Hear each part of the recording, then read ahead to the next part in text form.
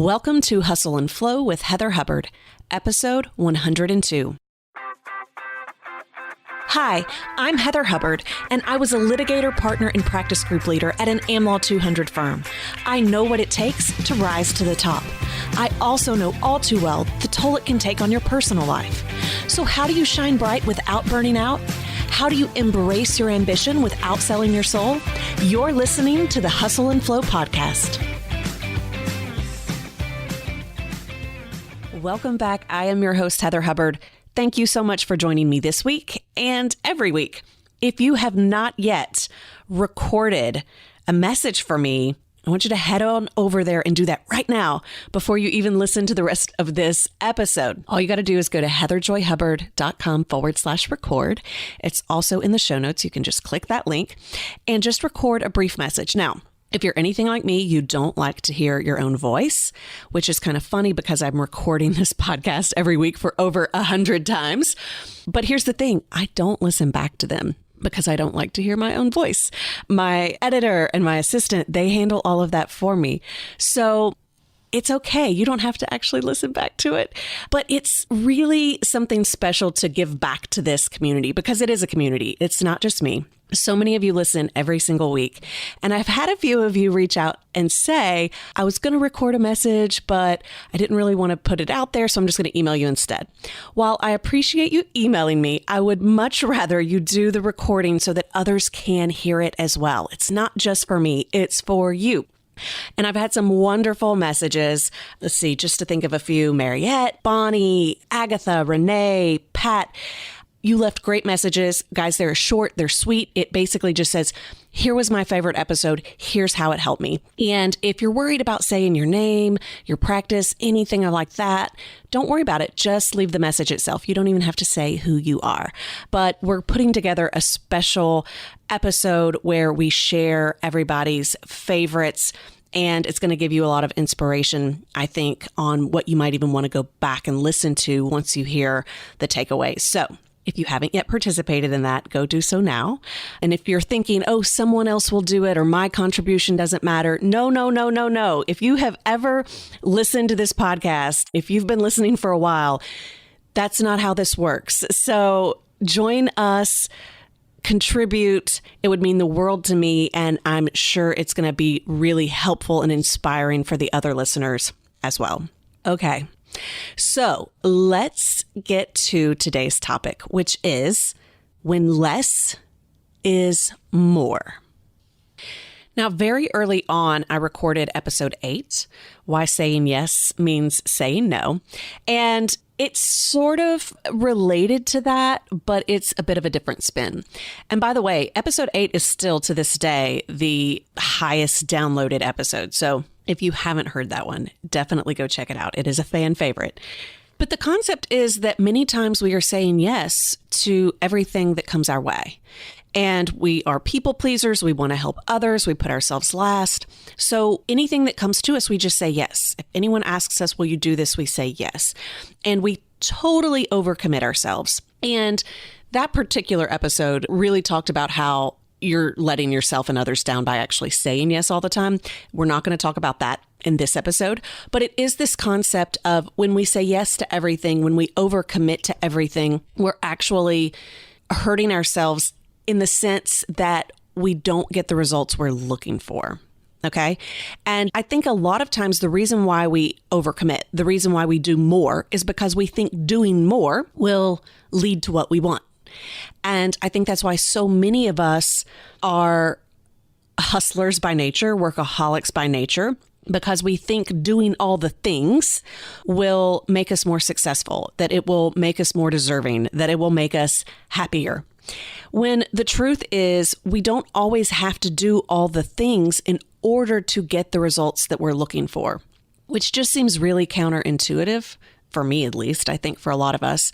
And that's why we get in this just state of exhaustion, because we are just doing. And this really came home for me over, the last few months. In episode 87, I shared with you some of what was going on with my health, being diagnosed with melanoma cancer. And I've just as an aside on that, I have updated everyone on my email list and otherwise. I don't know if I've shared on the podcast, but a lot of times people ask how I'm doing. I'm doing great. The surgery, we got great margins. I'm just going back every 3 months. I'm not having to do further treatment. But it did make me really reassess where I was. And through that journey, I've decided to pull back. And I was talking to someone else yesterday. It was interesting because we were talking about, I was sharing how, the emotional scarring from that recent melanoma cancer situation is, I wasn't quite prepared for that. And it's still lingering. And she was sharing how at her age, she's now looking at her own mortality. And we were talking about how for both of us, we feel like we have a calling and we are purpose-driven people. And so it's just this idea of, I have so much to do while I'm here. And we put the pressure on ourselves, but we really want to get done in this lifetime what we think we're here to do. And the interesting thing for both of us is we're really into mindfulness. We're all about alignment and trying to help other people stay in that space to feel better, to feel good. and yet it's this pressure and the need to do all the things that in many ways impacts our health and impacts our ability to do all the things. So it's a bit of a vicious cycle. And, I've always been really honest on this show that flow is not my go-to. It is hard for me. And the hustle is easy, but you need the flow in order for the hustle to actually be effective. And that's what this fall was all about. And I've already shared with you that we are pulling back on certain things. So we're not doing a retreat this year, which breaks my heart because I absolutely love retreats. And we're not focusing on some of the other programs that we have. We're really doubling down and trying to master our masterminds so that everyone gets amazing results. People were already getting really good results, but to make it even better, more systematized so that it's a better experience for those going through the program, as well as a better experience for me and for my team. But that's really scary, right? When you say, I'm going to get really focused on one thing and I'm going to say no to other opportunities. Well, what if I'm not good at that one thing? And so I had posted on social media, I think in early December, maybe late November, I don't know. But I had shared that for the first time, I had made priority number one, goal number one for the month, my self-care. And self-care can mean different things for a lot of people. For me, part of the physical and emotional piece of the cancer and the surgery was I was not sleeping well. I was having panic attacks. I also had so much going on, so much on my plate that I was having a really hard time getting things executed while I also needed to rest and recuperate. And so what self-care meant to me was, in order to try to help me with those things, was at any moment throughout the day, if I started getting stressed or anxious, which was a lot at that point, I had to take a break. I either had to call a friend. I had to go for a walk. I had to meditate. I had to take a bath. I had to do something that allowed me to pause and reset. So that's what self-care looked like for me in the month of December. And forcing myself to do those things was not easy, but I'm very competitive. And by the way, I'm mostly competitive with myself. So when I set a goal, I'm going to reach the goal. I'm not about to make excuses. So by setting that as priority number one, I knew I was going to follow through even if I didn't want to, because when I say I'm going to do something, I do it. I'm a very principled person. Okay, so with that, goal number 2 for the month was to reach the largest goal, revenue goal that we had set all year long. And so I had shared in that social media post that in the month where we had the biggest goal for the year, goal number 1 was self-care. And so I was like, is this crazy or brilliant? I don't know.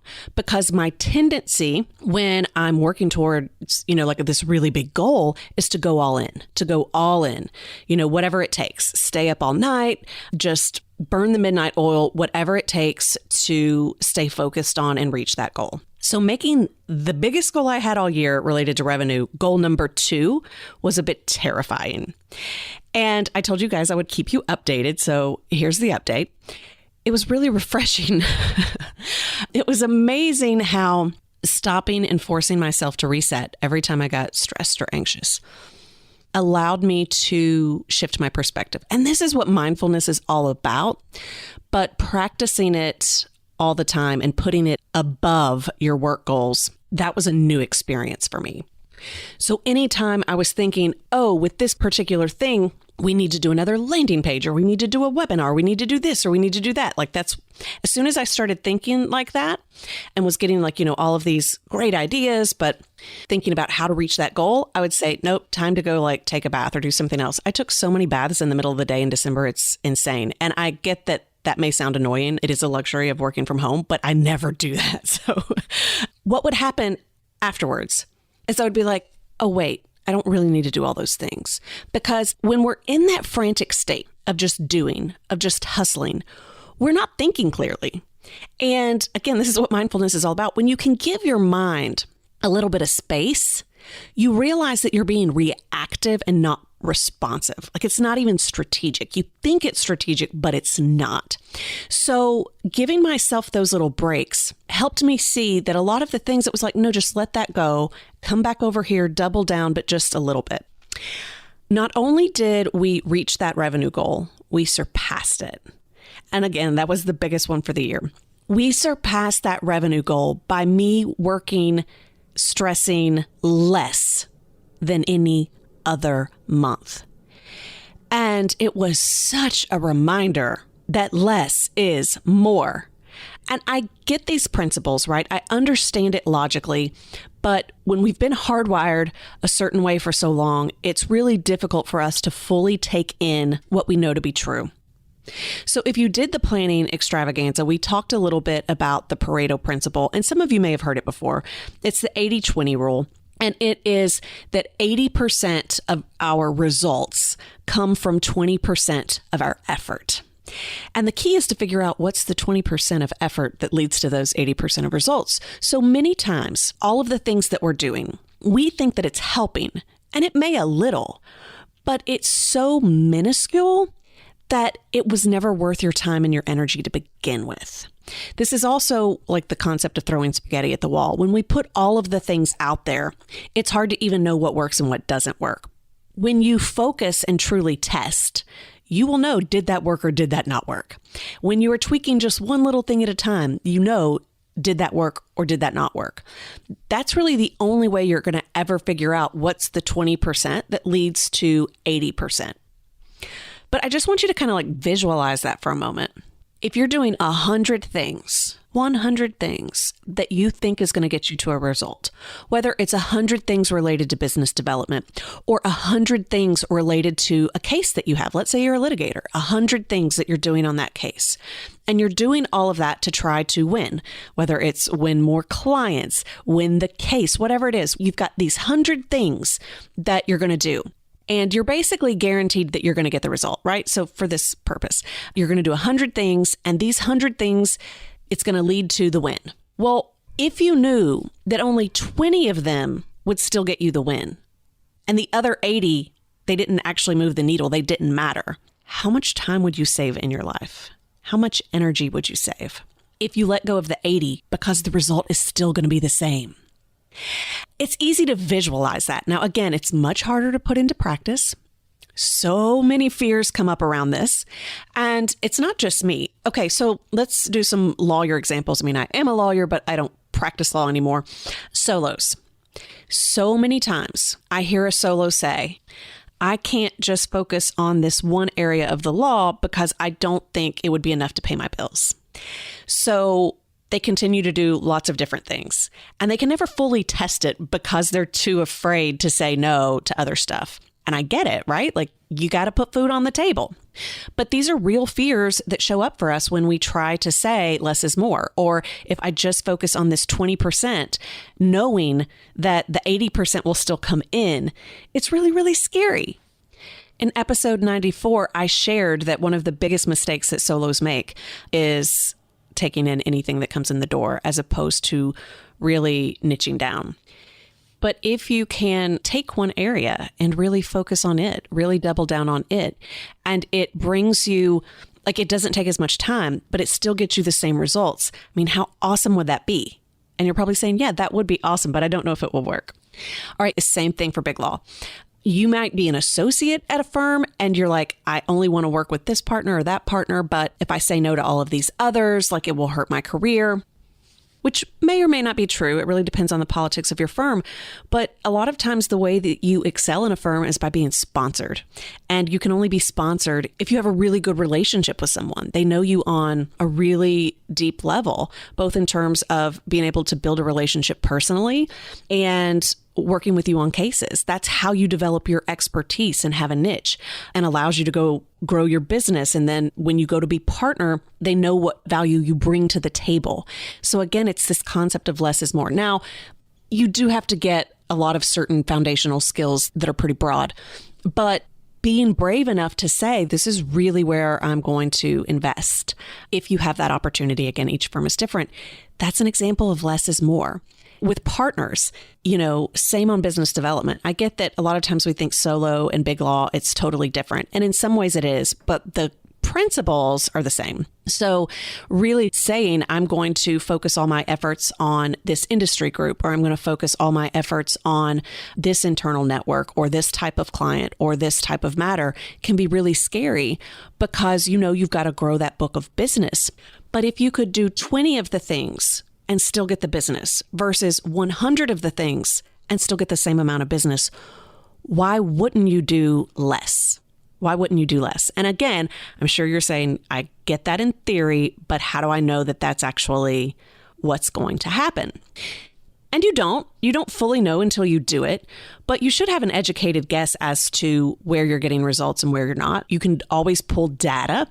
And so if you just test it out and say, just for this little bit, I'm just going to focus on this 20% and see what happens. Now, this is where you've got to be following your numbers. If you don't know your numbers, there's no way for you to even compare, right? So you need to be knowing, like, how much effort am I putting in now? How many total hours in business development, this and that. And then, like, what are my results? Either in terms of, like, how many opportunities am I getting? How many clients am I getting? How much credit am I getting? How much revenue is coming in? Like, you've got to be able to then compare. It can't just be a generic review. And I think that's what a lot of people do. They just do this gut feeling. But a lot of times, if you actually look at the numbers, it's not what you think it is. So you need to know your numbers before you test so that you can look at it afterwards.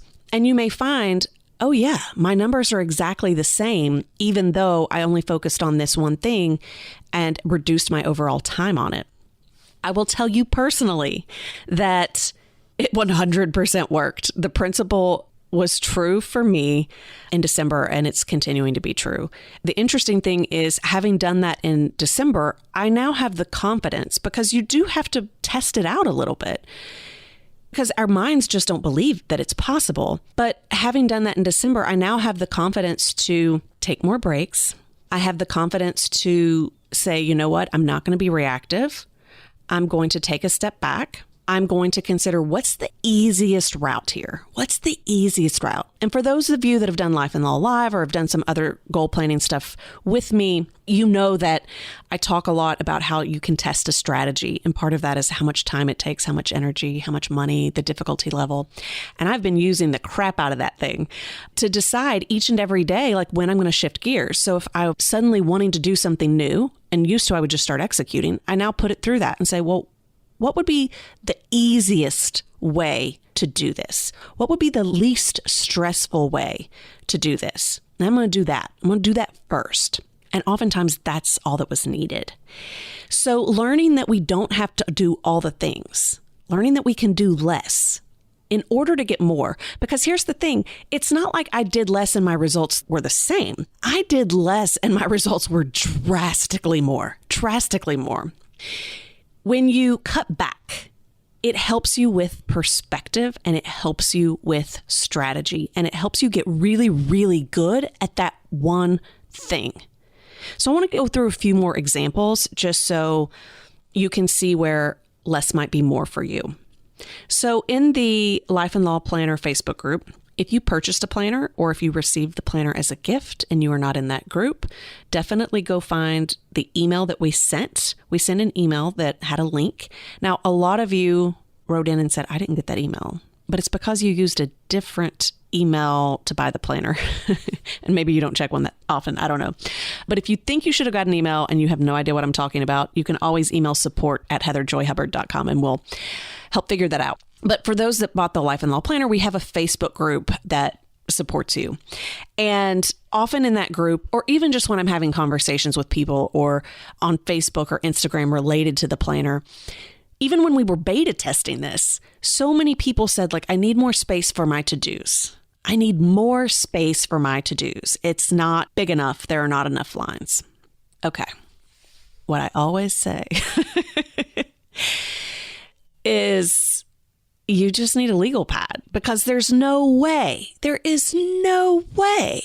that you can get through a to-do list that's that long, unless you're this weird lawyer that can 100% plan out your day in advance. I mean, I don't see how anyone can do that. You get phone calls, you get emails. There are things that just come up that you can't plan or prepare for. So you don't have as much time in a day to work on something as you think. And we're really bad at time awareness. So things often take longer than we think it will take.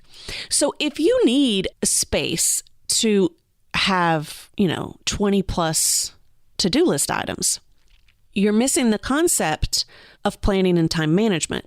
It's about prioritizing. And if you missed episode 3, Take Back Your Day, go listen to it. Listen about the priority matrix. And here's a good way to know if you are overcommitting on your to-do list. You carry it over almost every day. Talk about inefficient, having to rewrite the same list every single day. Learning to do less in a day, learning to plan for less in a day is really going to help you, because you're going to see that if you truly have all of these things that have to get done, but they can never get done, something has to change. Something has to change. Either you need to start implementing some blocked hours, you need to turn off the email notifications, you need to have structured office hours, you need to start delegating. You got to do something. So the concept, we all say doing the same thing over and over again, but expecting a different result is insane. You can't just buy a planner, whether it's mine or anyone else's. You can't just even have, a legal pad with a really long to-do list and expect that if you've got everything on the to-do list and you just commit to doing it all, that somehow everything's going to get done and you're going to feel less overwhelmed and exhausted. No, it's about the to-do list itself. It's about the way that you're going about your day, assuming that you can get all the things done, right? And so that's where less is more. When you can put less things on your to-do list that you're truly committed to completing that day, when you can say, you know what, I've got fewer goals, when you can say, I've got fewer priority items, it's going to allow you to get laser focused on what's going to help you move the needle. When you just have all these different things that you think are going to help with your goals or your cases or whatever else, that's where you're constantly overwhelmed and you're in that hustle state and you are being super reactive and you have no concept of what's most important at any given time. And you're just constantly firefighting. You're waking up in the middle of the night feeling like you're forgetting something or something's not getting done because you're basically allowing others to hijack your day and you're not even focused on that to-do list. So less on your to-do list that's more important, less on your to-do list that has a higher priority, so that when you actually focus on it and do them, you get more results. Another example, organizations, committees, non-billables. You can listen to episode 27 if you want a whole rundown on this. So many times we get involved in all the organizations. You might be a member of 20 organizations, but you're not really doing much with any one of them. That doesn't help you. Again, less is more. What would happen if you just took 1 or 2 organizations and you focused more on them? So you get rid of 18 You focus on 2, and you don't just shift all your time, you reduce your time, right? This is the concept that it's not that you're just shifting the focus, it's that you're spending less time on something, but it's in a very targeted manner. So if you've got 2 organizations and you simply double the time that you're spending on them, you're probably going to get better results. And it's going to lead to more time to do the other things. I see so many people overcommitted when it comes to non-billables and to organizations, and you're doing it because you're like, I'm trying to cast a wide net, and I need to be involved with all of these things because I don't know, which one is going to lead to the results. Well, if you know that 80% are only going to give you 20% of your results and 20% are going to give you 80% of your results, it's really important to try to figure out what's the 20. And again, don't come up with the excuse of, well, I don't know what the 20 is. You probably have some idea. And if they all look exactly the same, then it doesn't matter. Just pick the 20. We create all of these stories in our heads that hold us back, that keep us completely stuck and frozen. And it's so important that we move past that. If we say we want more, if we say we want more time, if we say we want more peace, if we say we want more ease, if we say we want more opportunities or revenue or anything else, remember, to do that, you've actually got to do less. Do less. Doing less is going to give you better results. Not only because it's focused, but because it's going to give you space to think more clearly and have a better perspective. Now, everybody is talking about Marie Kondo these days. She had the book, which was probably a New York Times bestseller. I'm assuming it was. But now she's on Netflix with this show, and I've not watched it, but everybody is talking about it. Everybody's addicted, so I've got to go check it out. But if you're not familiar with her concept, and again, I've not read the book, but I've heard so much about it that I at least understand what it stands for, which is, you need less in your life. You need things that are just truly joyful, things that excite you. So when you have all the clutter, when you have all the stuff, it's too much. You need less. And the same thing is true with your time, with your commitments, with your business development efforts, with everything, really, with everything. So that's what I'd like you to do today. I just want you to think about, where can you cut out 80% of what you're doing? So something that's like really stressing you out or causing anxiety, or you're not getting great results. Where can you cut out 80% of what you're doing? Just to test what would happen if you just spent more of your time on 20%. Where could doing less actually result in more for you? So like I said, it was an experiment for me in December that went really, really well. And I am committed to sticking with that the rest of the year. So I'm saying it here first. You guys can hold me accountable. It's going to be focusing on less, focusing on what's easy, focusing on what brings joy, focusing on what is the least stressful and anxiety invoking activities, so that we're not just hustling all year long, and that we can be in more flow. All right, that's it for today. Thank you so much for joining me. Go record a message for me if you haven't already. heatherjoyhubbard.com/record to help me celebrate 100 episodes of the Hustle and Flow podcast. Have a great week. I am super excited to announce that the Life and Law Planner is officially here. It is more than just a calendar. It is a full planning system. If you want to take back your days, your weeks, your months, and your year, order your planner now. It will completely change your life and help you accomplish your biggest goals. There's only a limited quantity available, so go to lifeandlawplanner.com and order yours today.